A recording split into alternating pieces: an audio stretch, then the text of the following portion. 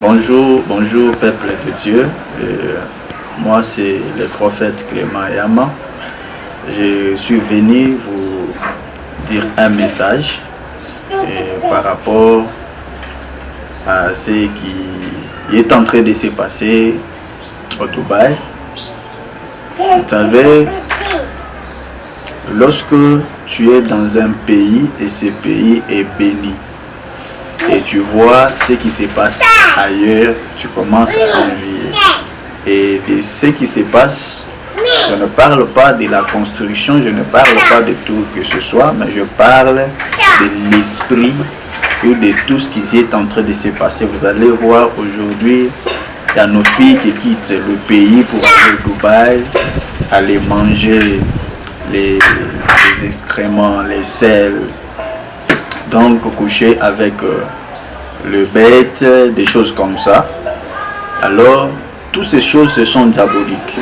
C'est pas des choses honorantes, c'est pas des choses bien, parce que la Bible interdit ça. La Bible interdit ça, et je vais prendre un extrait et dans le livre des Rites, chapitre 1. Vous allez prendre même à partir du 2e verset. La Bible dit ceci: il y avait un homme appelé Elimelech, qui avait sa femme et deux enfants. Il est allé se retrouver dans le pays des Moabites. Or, le pays des Moabites était un pays qui était maudit, était un pays qui était sous une malédiction. C'est un pays qui avait comme la source qui n'était pas bonne. Alors, lorsqu'il est parti, cette femme a perdu son mari, elle a perdu ses enfants. Donc, des fois, lorsque on quitte un pays où on peut être béni, on se retrouve dans un autre pays, vous allez prendre compte que vous allez même perdre la vie chrétienne, vous allez perdre la foi, vous allez perdre ce qui est important, ce qui est utile dans ta vie. Parce que la Bible dit, tant que tu vis, il y a encore de l'espoir. Alors ne cours pas derrière le matériel. Mais le matériel, c'est Dieu qui les donne. Il suffit juste que tu marches dans la crainte de Dieu, que tu puisses suivre les principes de Dieu. Tu verras que Dieu te donnera le matériel que tu es en train de courir, que tu es en train de chercher. Le matériel, c'est rien. C'est pourquoi Christ dit à ses disciples, premièrement le royaume, et le reste vous sera donné par-dessus. Et lorsque on lit dans le livre des Galates chapitre 5, on va vous parler de fruits de l'esprit et de la chair. Or, dans le fruit de la chair, il y a l'envie, il y a beaucoup de choses. Il y a l'animosité, donc qu'on cite là-dessus. Mais dans le fruit de l'esprit, on parle de patience, on parle de la joie, on parle de bénignité, on parle de la joie. Surtout, les enfants de Dieu, appelés aujourd'hui chrétiens, n'ont pas la patience. N'ont pas la patience.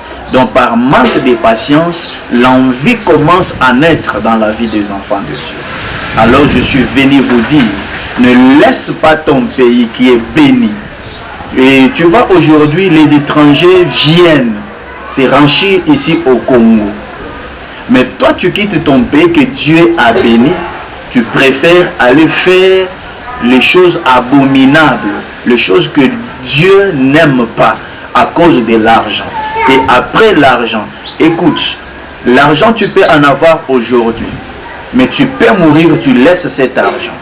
Mais pose-toi la question, le jour où je vais mourir, je passerai le reste de ma vie où? Parce qu'il y a l'enfer qui existe, l'enfer est réel et le paradis est réel.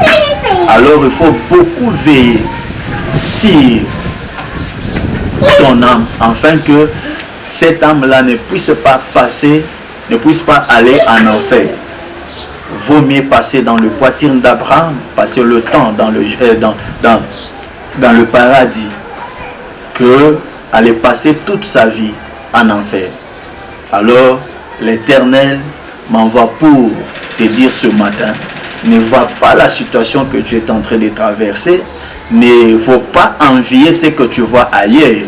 Toi, tu as encore la capacité d'en avoir plus que ça. Qui pensait que Mardochée un jour devrait être honoré, parce que lui était qu'un simple sentinelle. Donc la manque de confiance en soi t'amène à faire des choses qui ne sont pas bonnes, à toucher dans des choses qui ne sont pas dignes, qui ne glorifient pas l'Éternel.